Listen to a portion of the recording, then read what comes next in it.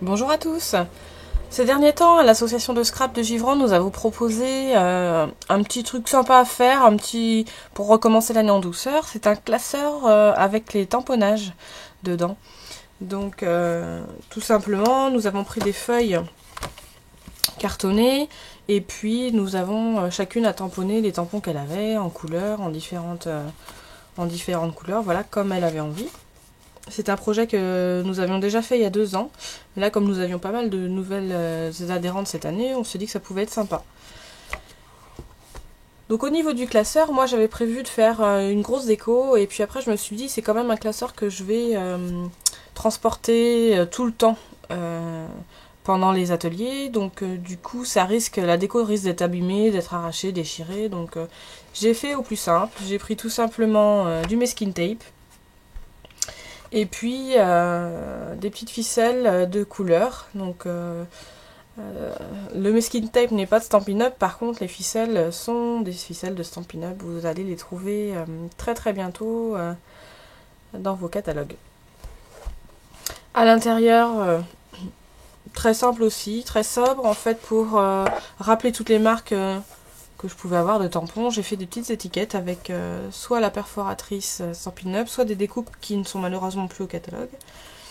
Mais ce que je voulais vous montrer plus particulièrement aujourd'hui, ce sont ces intercalaires. Ce sont des intercalaires que j'ai créés aux couleurs utilisées avec le ruban et puis le ruban adhésif et puis la ficelle que j'ai rappelé sur mes étiquettes.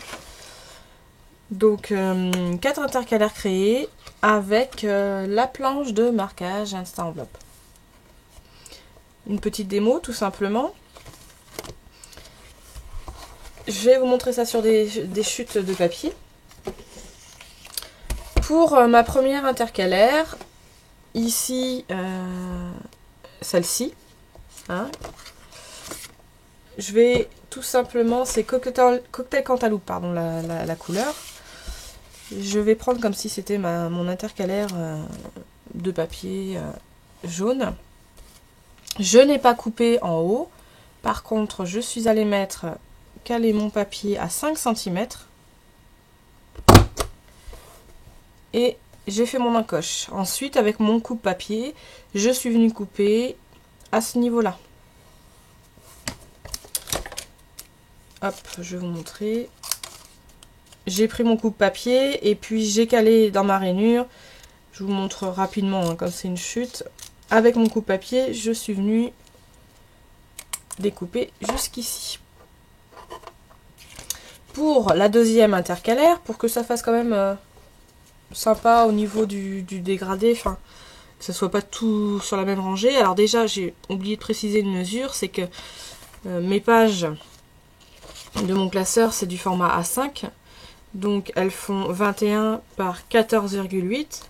Pour faire mes intercalaires, j'ai pris du papier A4, donc 21 toujours dans la hauteur, mais du coup j'ai pris 1 cm de plus, donc j'ai pris 15,8 cette fois-ci, pour pouvoir avoir ma languette qui dépasse là où je vais marquer mon titre de page. Donc ça sera peut-être par exemple Stampin' Up ou Artemio ou Florilège, une autre marque de tampon quoi. Donc ça c'est ma première intercalaire. Donc je me suis arrêtée à 5 cm. Pour faire la deuxième intercalaire, tout simplement, je laisse glisser mon premier morceau jusqu'à 5 cm également. Donc vous avez votre première découpe. Je continue. Je viens glisser à nouveau mon papier jusqu'à, alors soit le bord de mon papier 10 cm, soit ici vous avez aussi comme repère la moitié de mon encoche, là, à ce niveau-là, qui est aligné sur le 5 cm. Et je perfore. Et par la suite, avec le coupe-papier, je suis venue découper, aligner mon papier, donc découper d'1 cm. En fait, j'ai aligné mon papier à 14,8 cm. Et puis, je vous trace le trait tout simplement. J'ai coupé ici et j'ai coupé de l'autre côté pour pouvoir enlever ces parties-là. Hop, je vous montre rapidement. J'ai coupé ici. Donc je garde toujours mon arrondi. Dans l'autre sens.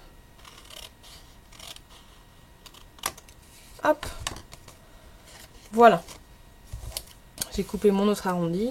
Et en mettant les deux pages ensemble, eh bien vous voyez, mes intercalaires s'alignent. Donc après, du coup, à vous de continuer sur le bord. Donc je me suis arrêtée à 5, mais c'est vrai que bon, du coup, ma petite intercalaire ne va pas jusqu'en bas. Bon, je trouve pas ça trop gênant. Donc j'ai fait tous les 5 cm pour avoir assez large pour pouvoir écrire. Parce que c'est 5 cm ici entre les encoches.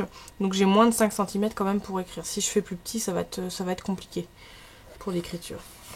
Voilà, c'était la petite astuce et de petite utilisation de la planche. À très bientôt!